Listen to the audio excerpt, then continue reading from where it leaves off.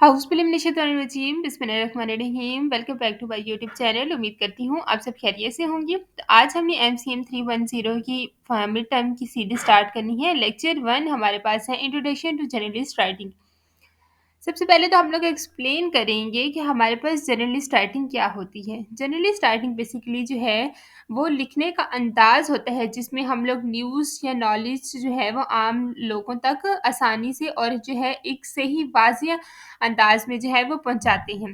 Means कि जो हम लोग नॉलेज लोगों तक पहुंचाते हैं वो बिल्कुल ठीक होती हैं। ये आम तौर पर जो है हमारे पास जो अखबार होते हैं, ठीक है, टीवी होती है, उसके बाद रेडियो हो गई, इंटरनेट हो गई, इन चीज़ों पर जो है वो इस्तेमाल होती है।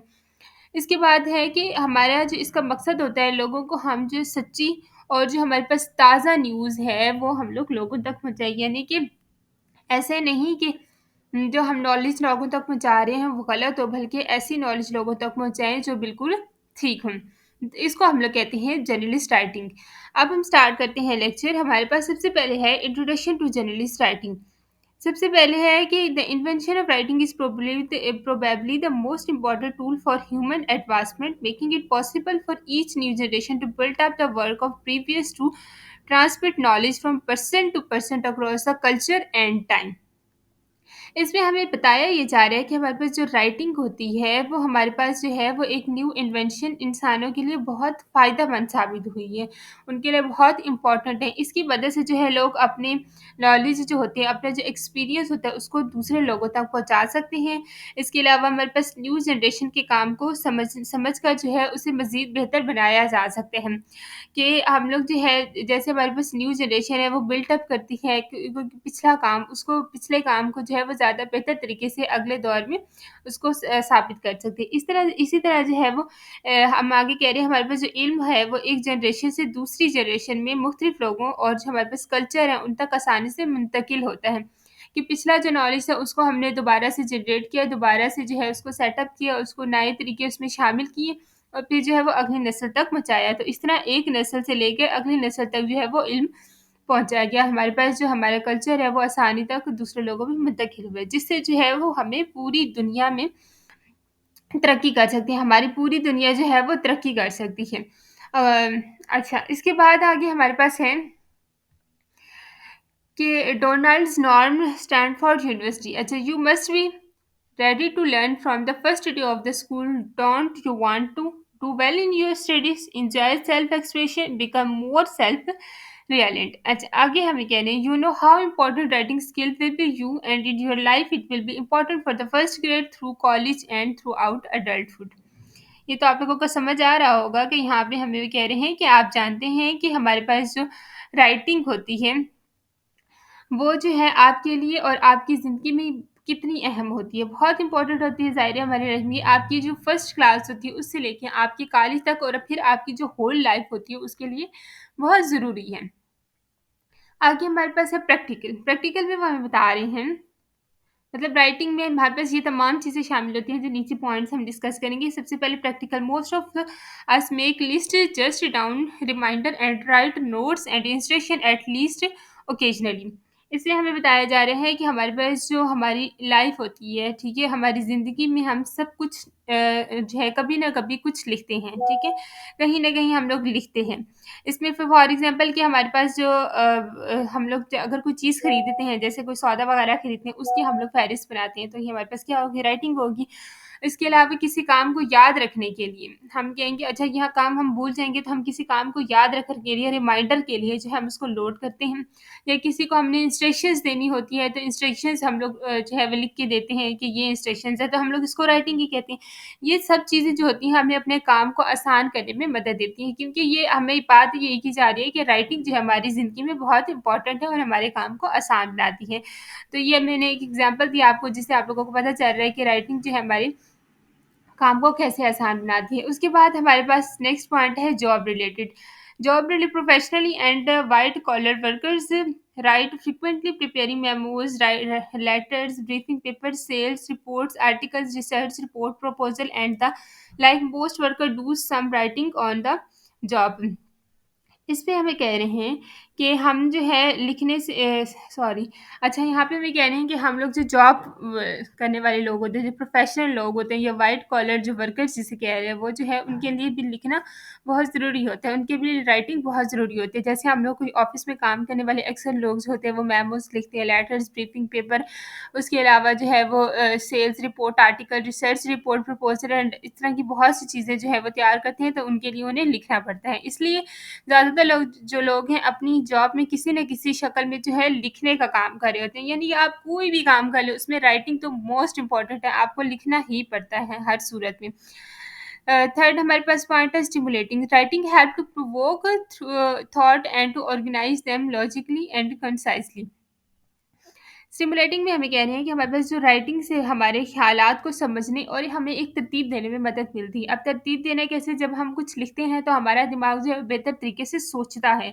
हम अपने ख़्यालात को वाज़ेह तौर पर एक तरतीब अंदाज़ में जो है उसको बयान कर सकते हैं। इसी तरह राइटिंग हमें अपनी बात को एक शॉर्ट और जो है एक बेहतर तरीके से समझाने में मदद देती है। जब हम कोई चीज़ लिखेंगे तो हमारा माइंड उस पे वर्क करेगा। अच्छा ये चीज़ ऐसे नहीं ऐसे होनी चाहिए, हम इसको ऐसे एक्सप्लेन कर सकते हैं। तो स्टिमुलेटिंग में ये बताया जा रहा है। थर्ड उसके बाद हमें कह रहे हैं कि social most of us write thank you notes and letter to friend at least now and then. यहाँ पे मैं कह रही हूँ कि सोशली तौर पे जो हम कभी ना कभी शुक्रिया के नोट्स जो हैं मतलब नोट्स बनाते हैं और अपने दोस्त को खत लिखते हैं। जैसे हम लोग अक्सर वगैरह कार्ड वगैरह लिखते हैं। आजकल तो मोबाइल फ़ोन का ज़माना है जिसमें टाइप किया जाता है, लेकिन पहले जो है वो नोट्स वगैरह शुक्रिया की भेजे जाते थे, ठीक है? और इसमें हमें इसका इससे ये पता चल रहा है कि हमारे पास जो है हमारी राइटिंग हमें दूसरों से जुड़े रहने और अपने जो हमारे पास जज़्बात होती है उसका इज़हार करने में भी मदद देती है। कि कुछ लोग होते हैं जो वैसे एक्सप्रेशन अपने शो नहीं कर सकते, मुँह पे नहीं थैंक यू बोलते, बल्कि वो लिखने की सूरत में जो है वो अपने एक्सप्रेशन को शो करते हैं। थेरेप्यूटिक में हम कह रहे हैं it can be helpful to express feeling in writing that can not be expressed so easily by speaking. लिखने जो राइटिंग होती है उसके ज़रिए हम जो है अपने जज़्बात ज़ाहिर किए जा सकते हैं, जो बोल कर कहना मुश्किल होते हैं। बहुत सी ऐसी चीज़ें होती हैं जो हम लोग एक्सप्रेस नहीं कर सकते, मतलब कुछ लोगों में ये क्वालिटी होती है कि वो चीज़ों को एक्सप्रेस नहीं करते, तो वो लिखने की सूरत में लोगों को अपने जज़्बात स बताते हैं कि अच्छा हमारे दिल में ये है या हम ये कहना चाहते हैं। जब हम उदास होते हैं, खुश होते हैं या परेशान होते हैं तो अपने ख़्यालात और हमारे जो एहसासात होते हैं उसको लिख लेना हमें सुकून दे सकता है। जो हम लिखेंगे फिर हमें रिलैक्समेंट फ़ील होगी। अच्छा कुछ लोगों की ये आदत होती है जब कोई उनके साथ बुरा होता है तो वो लिख के अपनी जो है ना गुस्सा निकाल लेती हैं, तो उनको सुकून महसूस होता है और हमारे दिल का जो हमारा जो बोझ होता है वो भी हल्का हो जाता है। तो ये भी एक अच्छी स्किल है कि अगर आप अपनी ये मतलब अगर आप खुद उदास हैं या आप किसी के साथ कोई चीज़ शेयर नहीं कर सकते, तो आप उस चीज़ को लिख के अपना गुस्सा निकाल दे सकते हैं। तो इसको हम लोग कहते हैं थेरेप्यूटिक।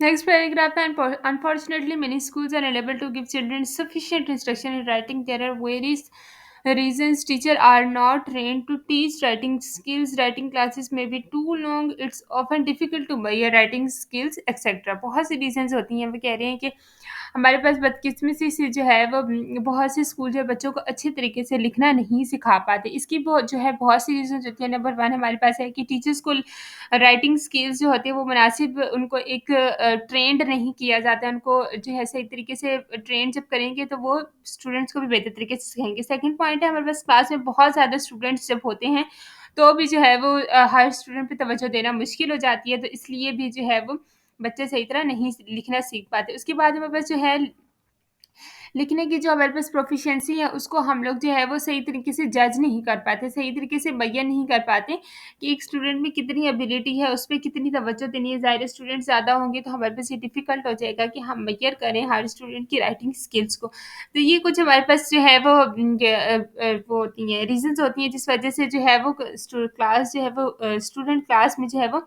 सही तरीके से परफ़ॉर्म नहीं कर पाते। उसके बाद में बस study after studying show that student writing lakhs clarity, coherence and organisation. Only a few students can write persuasive essay or competent business letter. As many as 1 out of the 4 have serious writing difficulties, and students say that like writing less and less as they go through the school.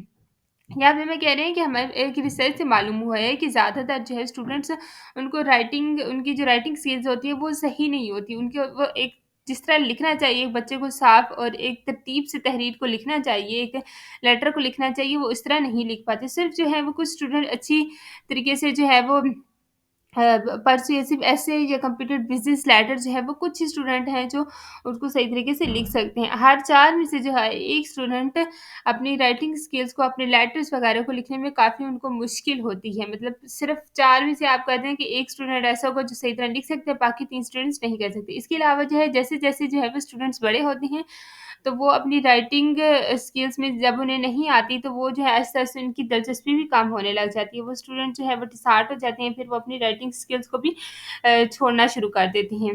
Next topic हमारे पास है things to know कि आपको ये चीज़ें ज़रूर मालूम होनी चाहिए। Writing is more than putting word on the paper, it's final stage in the complex process of communicating the begin with thinking. Writing is an especially important stage in the communication, the intent being to leave no room for doubt. Writing well required. इसमें हम ये कह रहे हैं कि हमारे पास जो होता है लिखना जो है वो सिर्फ़ कागज़ पर लिखना, अल्फ़ाज़ लिखने का नाम नहीं है कि आपने कोई भी वर्ड जो है वो कागज़ पर लिख दिए, बल्कि ये एक सोचने का अमल सोचने के अमल के बाद आता है और बातचीत का जो है वो एक अहम हिस्सा होता है कि आप सोच समझ कर लिखें कि आप कागज़ पर लिख क्या रहे हैं। अच्छी जो होती है राइटिंग का मकसद ये होता है कि आप जो बात लिख रहे हैं, जो उसके ऊपर एक्सप्लेन कर रहे हैं, वो एक वाज़ियत तौर पे होनी चाहिए, एक्सप्लेनेशन के साथ होनी चाहिए और उसमें जो है कोई भी शक ना रहे, मीन्स कि उसमें कोई भी ऐसी चीज़ ना रहे जो अगले को समझ ना आए। तो इसमें यही बात कही गई है कि इसको हम सिर्फ़ ये नहीं कहते कि हम लोग कागज़ पे लिख रहे हैं, कागज़ पे तो बहुत से अल्फ़ाज़ लिखे लेकिन बाज़ औक़ात उनकी मीनिंग भी नहीं होती, बल्कि आपने एक ऐसी चीज़ लिखनी है जिसकी प्रॉपर मीनिंग हो, जो प्रॉपर एक एक्सप्लेनेशन के साथ लिखा गया और पढ़ने वालों को भी अच्छी तरीके से समझ आ जाए। आगे हमें वैसा राइटिंग वेल रिक्वायर्ड, राइटिंग के लिए क्या चीज़ रिक्वायर होती है? Clear thinking, sufficient time require होता है आपके पास। थर्ड हमारे पास है रीडिंग, उसके बाद है meaningful task, interest, practice and revising. तो इसको हम लोग पढ़ते हैं। सबसे पहले हमारे पास आ जाता है कि क्लियर थिंकिंग। क्लियर थिंकिंग में हम बता रहे हैं clear thinking sometime you need to have your memory refresh about a past event in order to write about it. यहाँ पे हमारे पास क्या है कि क्लियर थिंकिंग होता है कि साफ सोचना बहुत ज़रूरी है कि क्लियर आपके पास थिंकिंग है। कभी कभी जो है किसी पुरानी बात या वाक़ये के बारे में आपको लिखने के लिए जो है हमें अपनी जो मेमोरी होती है उसको रिफ्रेश करना पड़ता है। रिफ्रेश करने के बाद हमें चीज़ें याद आती हैं ताकि जो है हम सही तरीके से और सही जो है वो ऑर्डर के साथ एक एक्सप्लेनेशन के साथ जो है वो लिख सकें, राइट कर सकें। आगे हमारे पास आ जाता है सफिशिएंट टाइम। सफिशिएंट टाइम में हमें बताया जा रहा है कि you may have stories in their hand but need time to think them through and write them down. यहाँ पे मैं कह रहे हैं कि हमारे पास सफिशिएंट टाइम का मतलब है कि काफ़ी वक्त लेना ज़रूरी है कि आप जो चीज़ लिखिए उसके लिए आप वक्त लें। ठीक है, आपके दिमाग में कई कहानियाँ हो सकती हैं लेकिन उन्हें अच्छी तरह से सोचने और लिखने के लिए जो होते हैं आपके पास एक टाइम रिक्वायर होता है। ठीक है, आपने उससे टाइम लेके और प्रॉपर टाइम आपके पास होना चाहिए जब आप लिखें कोई चीज़। ठीक है, अब ज़ाहिर है अगर आपके पास 5 मिनट है और आपने पूरी एक स्टोरी लिखनी है तो आप उस तरह एक्सप्लेन नहीं कर सकेंगे जैसे करनी चाहिए। जबकि अगर आपके पास टाइम होगा तो आप उसको सही तरीके से लिख सकेंगे। थर्ड हमारे पास है रीडिंग। रीडिंग में हमें बताया जा रहा है कि reading can stimulate you to write about your own family और school life. If you read good books you will be a better writer. Reading में हमें वो कह रहे हैं कि हाँ, रीडिंग में बताया जा रहा है कि अगर जो है रीडिंग का मतलब ये है कि पढ़ने लिखने में मदद देता है। ठीक है, मतलब आप कोई चीज़ भी पढ़ रहे हैं उसको हम लोग कहते हैं रीडिंग। अच्छी किताबें जो होती है पढ़ने से आपको अपने जो फैमिली होती है और स्कूल की ज़िंदगी के बारे में लिखने का ख्याल आ सकता है कि आप उसके बारे में आपको उसके बारे में लिखना चाहिए। ठीक है, आप जितना जो है ज़्यादा आप अच्छी किताबें पढ़ेंगे उतना ही अच्छा आप लिख सकेंगे। उसके बाद है a meaningful task. Meaningful task you need a meaningful not artificial writing task. You will find suggestion for such task in the section think to do. अब मीनिंगफुल टास्क का मतलब है कि आपके पास जो मुफीद चीज़ें हों उसको लिखने के लिए आपको काम करना चाहिए। उसको मतलब एक ऐसी चीज़ें लिखनी चाहिए जो मीनिंगफुल हों। आपको ऐसे लिखने का काम करने चाहिए जो हकीकत से जुड़े हुए हों। यानी कि उनका रियलिटी से ताल्लुक है। ऐसे नहीं कि आर्टिफ़िशियल चीज़ें नहीं लिखनी कि आप अपने माइंड में कोई कहानी ऐसे बनाएँ जिसका दुनिया से कोई ताल्लुक ही ना हो, जिसका कोई हकीकत से ताल्लुक ही ना हो। बल्कि ऐसी चीज़ें आपको लिखनी चाहिए जो हकीकत से जुड़े हैं, ना कि बगैर उसका कोई मकसद भी नहीं है, वो मीनिंगफुल ना हो वो, ठीक है? तो आपने कोशिश करनी है कि कोशिश क्या करनी है, आपने करनी ही वो चीज़ें हैं जिसका हकीकत से ताल्लुक हो। उसके बाद है कि you will find suggestion for task कि आप जो है वो सजेशन वाले थिंक टू डू सजेशन वाले से जो है अपनी तजवीज़ मतलब एक वो ले सकते हैं, पॉइंट्स ले सकते हैं। उसके बाद हमारे पास आता है इंटरेस्ट। इंटरेस्ट में क्या है कि all the time in the world would not help if there is nothing to write, nothing to say. Some of the reasons for writing including sending message, keeping record, expression, feeling और relaying information. Interest में कह रहे हैं कि interest का मतलब आपको पता है कि दिलचस्पी। दिलचस्पी अगर कोई लिखने के लिए जो है कोई बात ना हो, तो जितना मर्ज़ी वक़्त हो वो बेकार है। कि आपके पास ज़हन में कोई पॉइंट्स ही नहीं है, आपके पास कुछ है ही नहीं, आपके माइंड में कंटेंट ही नहीं है, तो आपके पास चाहे जितना भी वक़्त हो 5-6 घंटे और जितना भी टाइम हो, आप उसको नहीं एक्सप्लेन कर सकते। हम जो है इसकी मुख्तलिफ़ वजूहात से इससे लिखते हैं। जैसे कि किसी को अगर हमने कोई पैगाम भेजना है, ठीक है?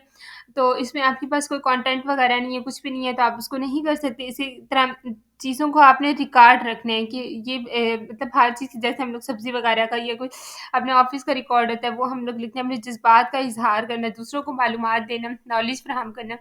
तो ये तमाम चीज़ें क्या हैं कि इंटरेस्ट में शामिल होती है। उसके बाद हमारे पास आता है इंटरेस्ट के बाद है practice, practice and more practice. Revising, student need expression revising their work. For example, seeing what they can do to make it clear, more descriptive, more concise, etc. Practice में कह रहे हैं कि प्रैक्टिस करना और प्रैक्टिस करना, बस जितनी आप प्रैक्टिस करेंगे उतनी आप बेहतर तरीके से जो है वो राइटिंग आपकी स्किल बेहतर होगी। उसके बाद क्या है कि अगला पॉइंट है कि रिवाइज़िंग। रिवाइज़िंग का मतलब होता है कि बार-बार दोहराना, बार-बार रिवाइज़ करना, ठीक है? कि स्टूडेंट्स को अपनी जो लिखी हुई चीज़ को दोबारा देखने और उसे जो है मज़ीद क्लियर और बेहतर बनाने में, और उसे मतलब एक ऐसा कंटेंट बनाना है जो ऐसी वर्डिंग हो कि जो आसानी से अगला पढ़ भी सके और अगले को आराम से समझ भी आ सकता है। उसके लिए आपको लोगों को बार-बार जो है वो देखने की ज़रूरत है, ताकि आपको पता चले कि आपकी गलतियाँ कहाँ हैं। आप कहाँ कौन-सी चीज़ मिस कर रहे हैं, कौन-सी चीज़ होनी चाहिए, कौन-सी चीज़ हटानी चाहिए। आपका एक जो कंटेंट है वो एक क्लियर वर्डिंग में होना चाहिए। हमारे पास आ जाता है pointers for you. Remember that your goal is to make your writing easier and more enjoyable. आगे मेरे पास है कि make it real, suggest note taking, brainstorming, encourage keeping journal. उसके बाद use games, suggest making list, encourage copying. ये points हम लोग अब पढ़ते हैं। सबसे पहले मेरे पास है कि make it real. You need to do real writing. It's more important for child to write a letter to relative than it's to write one line on a greeting card. यहाँ पे भी कह रहे हैं कि हमें जो है ना किसी रिलेटिव्स को ख़त लिखना ज़्यादा फ़ायदेमंद होता है, बजाय ये कि इसके कि हम सिर्फ़ जो है एक कार्ड पर एक जुमला लिखें, हम लोग एक पूरा ख़त लिखें। अच्छा, इसके बाद अब जो है रिलेटिव राइटिंग से आपको ज़्यादा फ़ायदा होगा, आपको ज़्यादा सीखने और बेहतर लिखने में जो है वो मदद मिल सकती है। इसलिए जो है आप किसी रिलेटिव को पूरा ख़त लिखें, ताकि आप लोग जितना उसको लिखेंगे आपकी उतनी राइटिंग स्किल अच्छी होगी। तो इसलिए ख़त लिखा करें, ना कि एक कार्ड पर आप एक जुमला लिख के अगले को भेज दें। सेकंड हमारे पास है जस्ट नोट टेकिंग के। इसमें हमें कह रहे हैं कि आपने जो है नोट नोट करने की आदत डालनी है, ठीक है? आप लोग जो जब कुछ पढ़ते हैं, कुछ सुनते हैं, तो आप लोग जो है ना उसको नोट करें। इस पॉइंट में बताया जा रहा है कि जब भी जो है आप किसी सफ़र पे जाएँ, ठीक है? या आप जो है वो सैर-ओ-तफ़रीह के लिए जाएँ, अपनी आस-पास के नेचर को ऑब्ज़र्व करें, अपनी देखी हुई चीज़ों के बारे में जो है वो नोट करेंगे। आपने क्या देखा, आपको क्या अच्छा लगा, ये नोट्स जो होते हैं, ये आपको नेचुरल जो मनाज़िर होते हैं, ठीक है? जैसे हमारे पास हो गई कार ट्रिप हो गई, ठीक है? बोट राइडिंग हो गई, या किसी भी ख़ास मौके की जो है वो आपने डिटेल जो है, जो आपने जहाँ-जहाँ गए, सफ़र किया, जिस तरह किया, क्या देखा, क्या नहीं देखा, तो वो सारी आपने चीज़ें नोट करनी है, ठीक है? इससे क्या होगा कि इससे आपकी लिखने की जो एबिलिटी होगी, ठीक है, वो ज़्यादा बढ़ेगी और आप चीज़ों को गौर से देखने की आदत डालेंगी। यानी कि आप नेचर को ऑब्ज़र्व करेंगे, या कि नेचर से आपको इंटरेस्ट होगा, और सेकंडली आपको ये फ़ायदा होगा कि आपको जो आपकी जो लिखने की एबिलिटी होगी, प्रोफ़िशिएंसी होगी, वो ज़्यादा होगी, क्योंकि आपने हर एक चीज़ नोट की, आपको डिफरेंट वर्ड्स सीखने को मिले, डिफरेंट चीज़ें सीखने को मिली। अब आप इंग्लिश में लिखना सीखेंगे, तो इससे भी आपकी जो है वो लिखने राइटिंग जर्नलिस्ट राइटिंग स्किल्स अच्छी होती है। फिर हमारे पास आ जाता है ब्रेनस्टॉर्म। ब्रेनस्टॉर्म में हमें बताया जा रहा है कि हमारे पास जो है ये मतलब ब्रेनस्टॉर्म के किसे कहते हैं, हम लोग सोचें और लिखें, हम लोग इसको कहते हैं ब्रेनस्टॉर्म। जितना मुमकिन हो आप अपनी आपके जो ख़्यालात हैं, आपकी जो थॉट्स हैं, इंप्रेशंस हैं, ठीक है? उसके बारे में सोचें। जो लोग आपसे मिले, जो वाक़यात आपने देखे, उन्हें आप जो है एक्सप्लेनेशन के साथ लिखें, उनको एक्सप्लेनेशन के साथ बयान करें। ये आदत जो है आपको बेहतर लिखने में और जो है चीज़ों को एक डीपली समझने में मदद देगी। नेक्स्ट हमारे पास आ जाता है इनकरेज कीपिंग अ जर्नल। इन इसमें हमें बताया जा रहा है कि हमारे पास इनकरेज कीपिंग अ जर्नल की डायरी लिखने की आदत डालें। डायरी लिखने से भी बहुत से फ़ायदे होते हैं आपके पास, ठीक है? जब आप डायरी लिखते हैं तो आपको बहुत सी चीज़ें सीखने को मिलती हैं। ये ना सिर्फ़ जो अच्छी लिखने की आपकी एक्सरसाइज़ होती है, बल्कि आपके जो ख़्यालात होते हैं, आपके जो एक्सप्रेशंस होते हैं, आपकी जो फीलिंग्स होती हैं, उनको उनको भी इज़हार करने का एक बहुत बेहतर तरीका होता है। कि अगर आप उदास हैं, आप गुस्से में हैं, आप खुश हैं, आप अपनी फीलिंग्स को किसी के साथ शेयर नहीं कर सकते, आप अपनी डायरी में उसको नोट करें, आपको बहुत बेहतर फ़ील होगा, आप बहुत कुछ सीखेंगे उससे, ठीक है? अपनी डायरी में घर और स्कूल में होने वाले जो आपके तमाम वाक़यात हैं, आपकी जो फ़ेवरेट चीज़ें हैं, आपको जो पसंद नहीं है, जिसको आप डिसलाइक करते हैं, लोगों के बारे में लिखें। या फिर जो है वो याद रखने वाली बातें कि जो आप जिनको याद रखना चाहते हैं हमेशा, ठीक है? और इसके अलावा और वो काम जो आप करना चाहते हैं, वो सब उसके अंदर लिखें। तो इससे क्या होगा, आप में एक मोटिवेशन भी पैदा होगी। ख़ास तौर पर जो है आप अपने जो आपके जज़्बात होते हैं, उसके बारे में लिखें। आप क्या महसूस कर रहे हैं? आप खुश हैं, आप मायूस हैं, मतलब आपने पूरा दिन में कैसे आपका गुज़रा, खुशी से गुज़रा, मायूसी से गुज़रा, उदास गुज़रा, आप उन तमाम फीलिंग्स को लिखेंगे तो आप बहुत हल्का महसूस करेंगे और ये आदत जो होती है आपकी सोच को जो होती है एक बहुत अच्छा बनाती है, मतलब आपको लिखने की जो है महारत जो प्रोफ़िशिएंसी होती है आपकी लिखने की वो बेहतर होती है और आप एक अच्छा फ़ील करते हैं।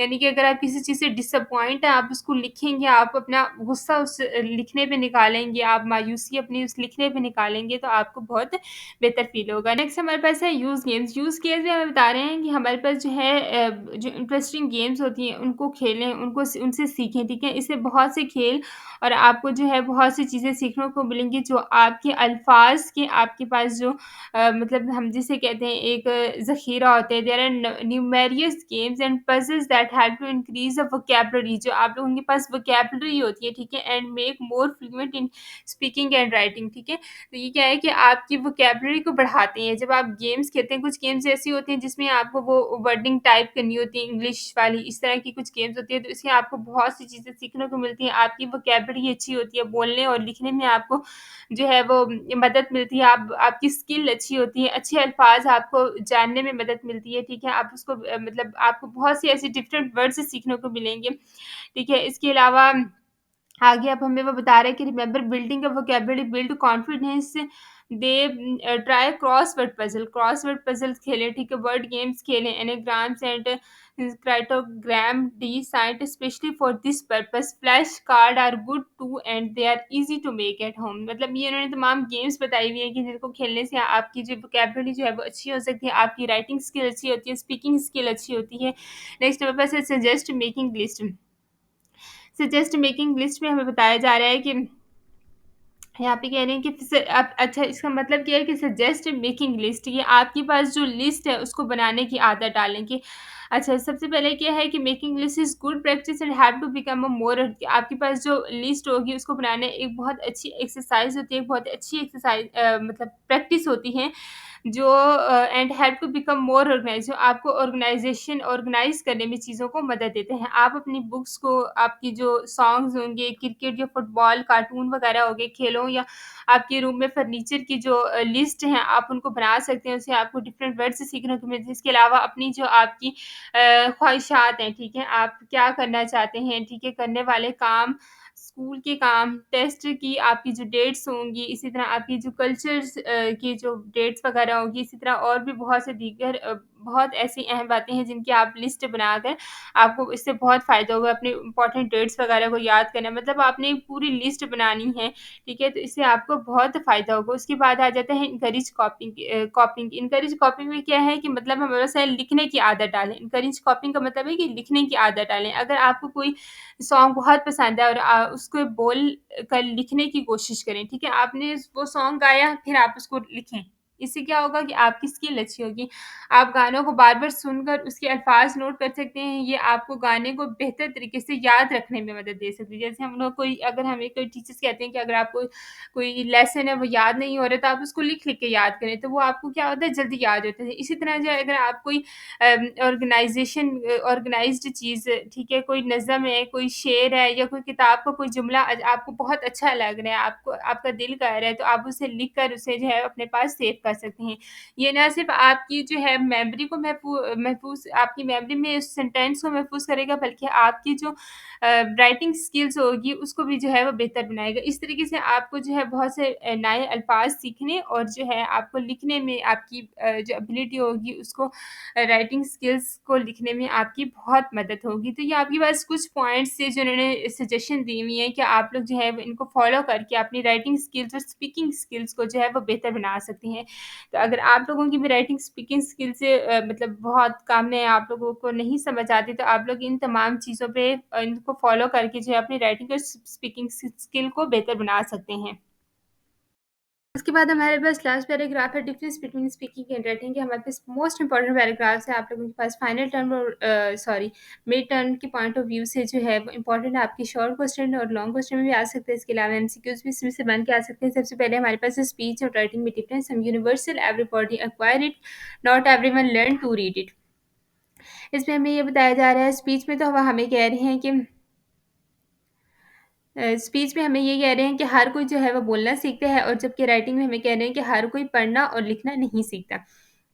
सेकंड पॉइंट है spoken language has dialect variations that represent a region ये स्पीच के और राइटिंग के क्या writing written language is more restricted and general follows a standardised form of the grammar structure organisation and vocabulary speech में हमें बताया जा रहा है कि हर इलाके का जो है वो अलग एक लहजा होता है, बात करने का तरीका हर किसी का डिफरेंट होता है। जबकि राइटिंग का क्या है कि लिखी हुई जो आपके पास ज़बान के असूल होते हैं, हर हर जो चीज़ आप लिख रहे हैं, जो लैंग्वेज आप लिख रहे हैं, उसके हर हर लैंग्वेज के अपने रूल्स होते हैं। उसके बाद थर्ड पॉइंट हमारे पास है कि speakers use their voice, pitch, rhythm, stress and their bodies to communicate their message और राइटिंग में क्या है कि writers rely on the words on the page to express meaning and their ideas. इसमें हमें कहा जा रहा है कि बोलने में जो है आवाज़ और हमारे पास जो हमारी बॉडी के इशारे होते हैं वो इस्तेमाल होते हैं कि हम लोग क्या बोल रहे हैं, हम लोग उदासी में बोल रहे हैं, खुशी में बोल रहे हैं, परेशानी में बोल रहे हैं, हम लोग बहुत ज़्यादा खुश हैं, तो हमारे फेशियल एक्सप्रेशन, हमारी बॉडी एक्सप्रेशन जो है इस चीज़ को ज़ाहिर करते हैं। जबकि राइटिंग में हमें बताया गया है कि लिखने वाले जो है वो सिर्फ़ अल्फ़ाज़ से अपना मतलब समझाते हैं कि वो खुश है, उदास है, क्या है, ये तमाम चीज़ें जो है वो अल्फ़ाज़ से वो ज़ाहिर करते हैं। जबकि स्पीकिंग जो बोलने वाला होगा, स्पीकर जो होगा वो अपने अंदाज़ से, अपनी बॉडी लैंग्वेज से, अपने रिदम से और स्ट्रेस पिच से जो है वो अपनी एक्सप्रेशन को ज़ाहिर करेगा। अच्छा नंबर 4 पॉइंट है speakers use posh and intonation and writers use punctuation. कि स्पीकर जो है अल्फ़ाज़ के दरमियान वक़्फ़े और हमारे जो लहज़ा होगा उसमें तब्दीली जो होती है बहुत अहम होती है कि हम लोग किस तरीके से बात करें, किस बारे में बात करें, हमारे उसमें जो होता है वो एक मेथड डिफ़रेंट होता है, ठीक है? उसके बाद हमारे पास है कि राइटर जो है वो ज़रूरी होता है कि पंक्चुएशन जो हमारे पास होती है उसको ठीक रखें, ठीक है? कि राइटर्स किसको यूज़ करते हैं पंक्चुएशन को यूज़ करते हैं जिससे ये ज़ाहिर होता है। उसके बाद हमारे पास क्या है 5th पॉइंट है स्पीकर प्रोनाउंस कि स्पीकर जो होता है वह बोलता है, ठीक है? और राइटर जो होता है स्पेल और राइटर जो है वो अपनी स्पेलिंग को ठीक करता है मतलब स्पीकर्स के बोलने का तरीका ठीक होना चाहिए कि जो वर्ड्स प्रोनाउंस कर रहा है वो ठीक होना चाहिए और जो राइटर के जो हैं वो स्पेलिंग सही होने चाहिए। नंबर 6 हमारे पास पॉइंट आ जाता है कि speakers is often spontaneous and unplanned कि स्पीकर्स जो होते हैं वो अचानक से और अनप्लान्ड बोलते हैं यानी कि उनका कोई प्लान्ड वो नहीं होता कि अच्छा मैं बोलूँगा या मैं कुछ करूँगा या कोई चीज़ ज़ाहिर करूँगा बल्कि वो अचानक और अनप्लान्ड बोलते हैं और most writers is planned and can be changed through editing and revision before an audience read it और जबकि राइटर जो होते हैं वो प्लान्ड होते हैं और वो अपनी थॉट्स को जो है अकॉर्डिंग टू कंडीशन चेंज कर सकते हैं।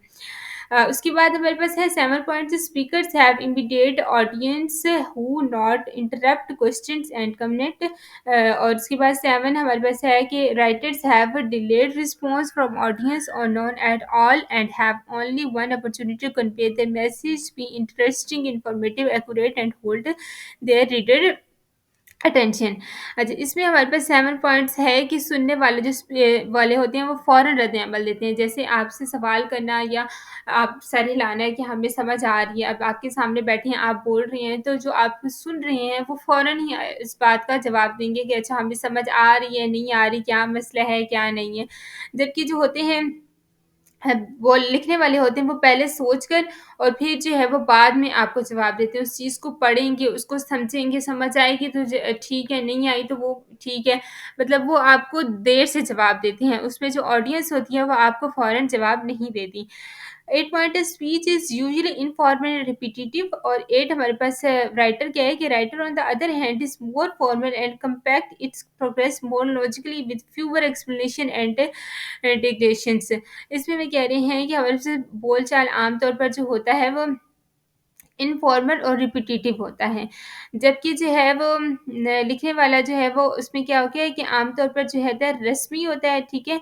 मतलब इनफॉर्मल होता है और एक तरतीब वार होता है कि एक तरतीब से जो है वो चीज़ चलाई गई होती है। उसके बाद क्या है कि हमारे पास 9 है speakers use simpler sentence connected by lot of ands and buts. और 9 हमारे पास यहाँ पे आता है कि writer use more complex sentences with connecting words like however, who, although and in addition. अच्छा, इसमें हमें कह रहे हैं कि स्पीकर जो होता है वो बोलने में सादा जुमले इस्तेमाल करते हैं, जैसे और, लेकिन, इन ये तमाम चीज़ें जो हैं इस्तेमाल करते हैं। और जबकि जो है वो लिखने वाला अपनी उसमें क्या करता है कि डिफरेंट वर्ड्स एक कॉम्प्लिकेटेड जुमले जो है वो यूज़ करता है। जैसे हमारे पास उन्होंने किस चीज़ का इस्तेमाल किया, ये who, however, like, although, in addition, यानी कि कॉम्प्लिकेटेड वर्ड्स को यूज़ करता है, जबकि स्पीकर जो है वो सिंपल वर्ड्स यूज़ करता है। इसके बाद 10 है speakers draw on their listed reactions to know how और वेदर टू कंटिन्यू, और writer are often solitary in their process. यहाँ पे जो होता है स्पीकर जो होता है उसका रद्द-ए-अमल बातचीत के दौरान मतलब तब्दील हो सकता है। अपने बात को तब्दील कर देते हैं। मतलब बात एक चीज़ का कर रही है, रिएक्शंस उसका वो चेंज कर सकते हैं। जबकि जो है वो राइटर हमारे पास होता है, ज़्यादातर लोग अकेले लिखते हैं कि अब स्पीकर जो होगा बातचीत करने के बाद उनके पास सुनने के लिए बहुत से लोग होंगे, जबकि राइटर जो होता है, जब वो लिखता है तो वो अकेले लिख रहा होता है, उसके साथ और कोई नहीं होता। और उसके बाद 11 पॉइंट है कि speakers can cause the attitude, believe and feeling of their audience their vocabulary and non verbal reactions, और writer must consider what and how much their audience need to know about a given topic.